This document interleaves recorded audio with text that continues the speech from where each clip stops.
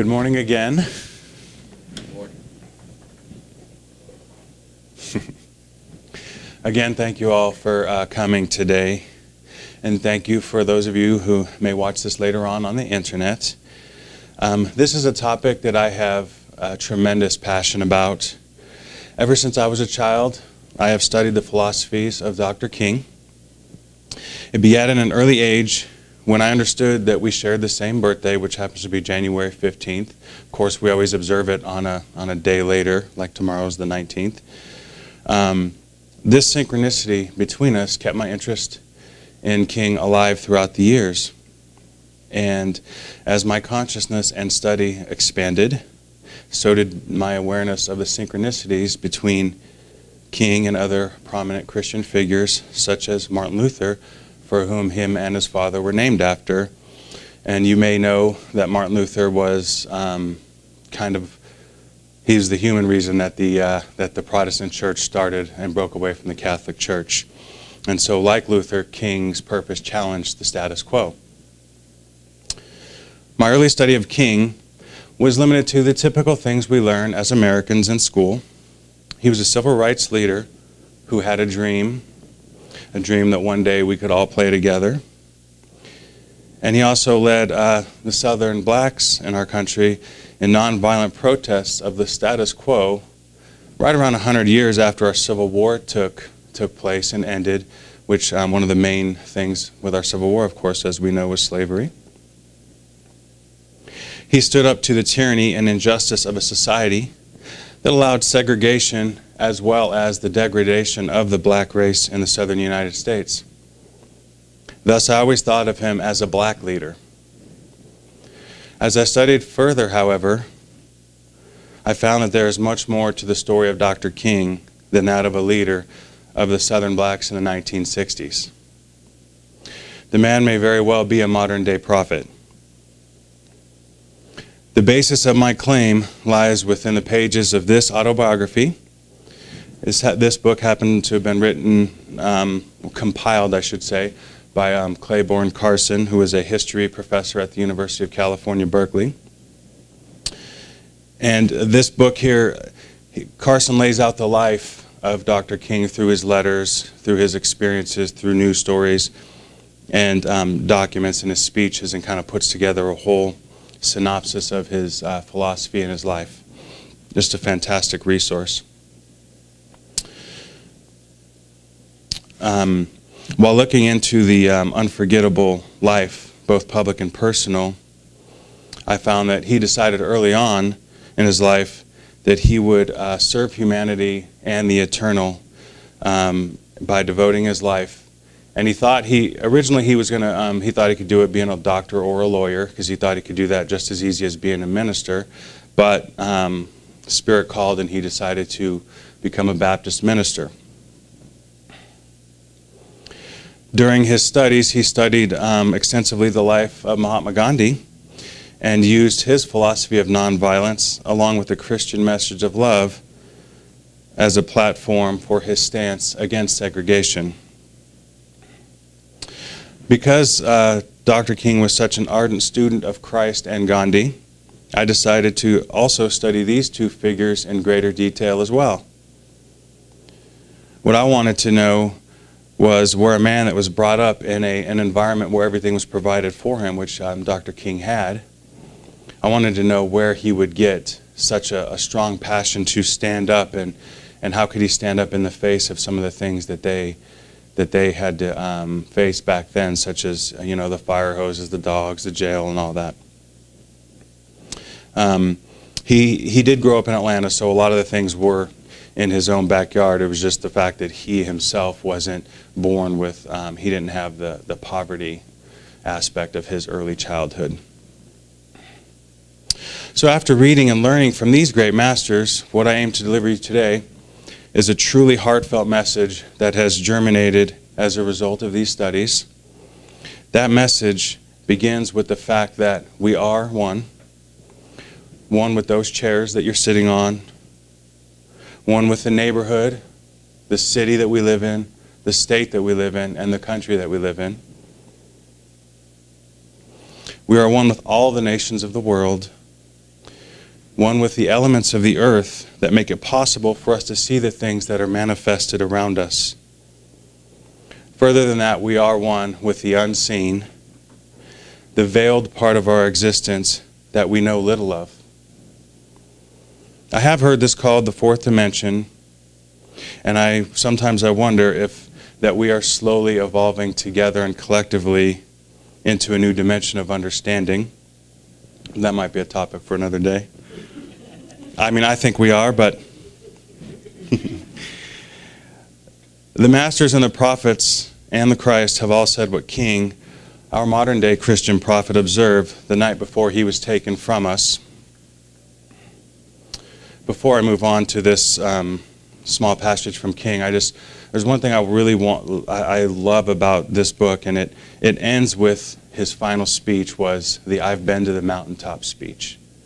And that speech encompassed almost all of his philosophy about unity and he talks about how he wanted to be remembered as a drum major for peace and a drum major for righteousness. And he basically stood there telling us he knew he was going to die. I mean, the next day he was shot in a motel room in Memphis, and he stood there saying how he wanted to be remembered at his funeral. If that's not prophecy, I don't really know what is. So here is an excerpt from that speech. Let's kind of start in the middle. The world is all messed up. The nation is sick.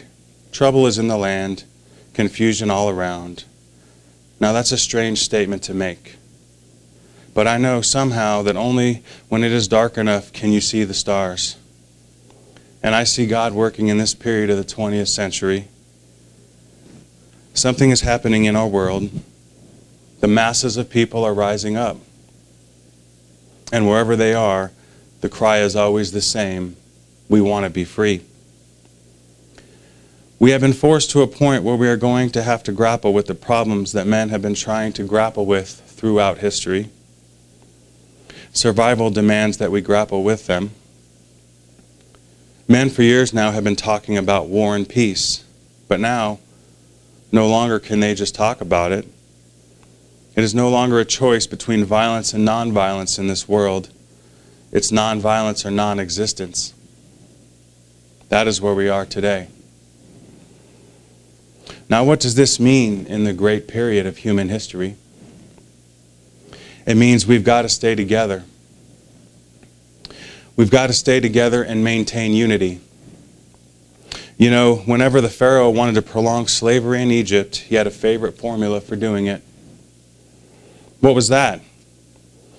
He kept the slaves fighting among themselves. But whenever the slaves got together, something happens in Pharaoh's court, and he cannot hold the slaves in slavery. When the slaves get together, that's the beginning of getting out of slavery. Now, let us maintain unity. In that passage, Dr. King mentioned people rising up and wanting to be free. Now I ask you the question, are we free? Just look around you. Feels free. We have the freedom to worship. I have the freedom to say anything I want to say to you right now. We have the freedom to love, the freedom to think. We live in the land of the free and the home of the brave. However, if you look at our culture from the outside, you might see a different story. Our lives are dominated by the separations and divisions. Divisions in politics, religion, skin colors, national boundaries. All of these divisions and separations challenge our freedoms. We have collectively been taught in many aspects of our lives that it's us versus them. And of course, we're always better. This mentality of separation dominates our world. And if one follows this line of thinking, it can be said that the seed of all wars is sown within this line of thought. We in Unity believe that we create our world through our thoughts. But I have to ask, who created the world of war and strife? Surely not the masses who live and truly desire peace. Yesterday, while I was preparing this talk, I had a vision. It was two men on a boat or a raft, kind of like a wood log thing, swiftly going down the current. And they're cruising along, and I actually had two visions. The first one, the two men were bickering and fighting amongst each other. They were learning nothing but the art of survival and that of division. All along the river they went fighting, not seeing any of the beauty or opportunities that was passing them by as they flowed down the river. I then saw the same two men on the same boat, kind of enjoying also going down the same river, looking around, seeing the beauty around them, the opportunity, the possibility. And they were sharing their thoughts about them. And I realized that stream represents life. And when the boat docks, the scenario can unfold in one of two ways. The men can keep fighting over everything they find, or they can work together to ensure the greatest growth and benefit to both, and ultimately everything else that it affects after them. When speaking about unity, it is a chore to not sound utopian or speak of what is deemed the unattainable. But when I truly focus, and I was really doing this yesterday, on the oneness and unity within, I can actually see the beauty of the creation and the truth of the world around me. And if the Creator is in all, which is, sometimes a really hard thing to really see, who am I to judge that what I see? It has been my own personal greatest, maybe not the greatest, but a great struggle to not see myself as part of the fear that's out there. The people who promote fear and the people that are always in fear. And then, the strife that we see in the world and the atrocities that come through the television and the newspapers. It's hard to be, we are all one, and see that and think, I'm part of that. But even so, even as I try to wrap my mind around that, I also have to remind myself that those are the extremes, and the extreme is what sells in our culture. It seems to me that most of humanity is busy doing what they think is right in relation to the world around them. So what are we to do? My recommendation is to recognize the oneness within you, truly try to recognize the oneness within you, and then expand that to a smaller unit like your family. Like for me, it's easy. I have a new family, so I can just imagine them. So just imagine your family. When you imagine your family with nothing else around, the drama and all the things of the rest of the world just kind of fall away. You just let them go with the universe and let them do what they're going to do. And then when you see the family as one, you're able to see love. You see the microcosm of the macrocosm. When you see yourself within that family, the limitations fall and your clarity rises. When you're seeing that family unit, truly seeing it, the Christ seed of unifying love will help you to see yourself in a new light in relation to your family. I then actually saw them as free souls trapped in the same sluggish mind-body that you're in. They're here just trying to make it through, same as you. And in my case, I got a little 4-year-old who has a world ahead of her. But she's still in the same body, in the same world that I am. She's trying to learn. And the reason why it's good to see family and see love within the family is because you're paired together and you're in this life together. You're in this world together. So in that space, in that place, I find peace. When I come out of that place, the outer world looks different. I have adjusted the focus of my glasses, and suddenly a lot less matters. There are things I can do, and many things I have no control over.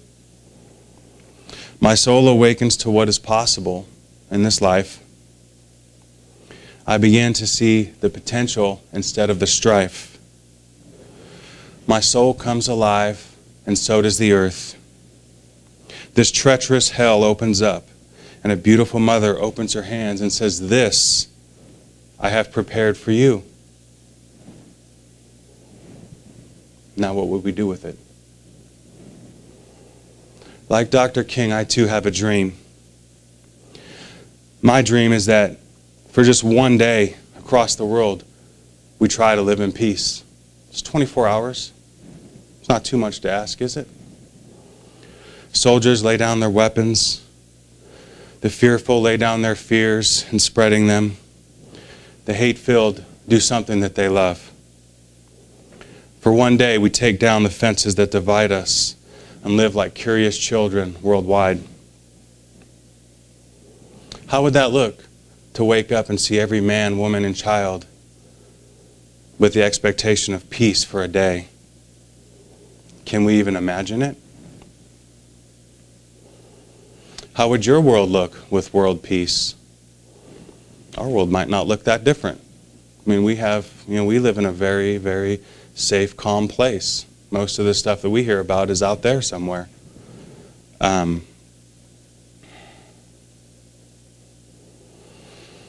The thing I like to do is I like to imagine what Spirit could do with what God can do with a day of world peace. And my dream is to give Him that chance. Someday, I may be able to see this dream come true. But for now, the thing for me to do is to take these teachings, these lessons, and lead my son, who will be here any day, and my family on a journey. We're going to hop on that boat, sail the river of life with hearts full of love, oneness, and freedom. Namaste.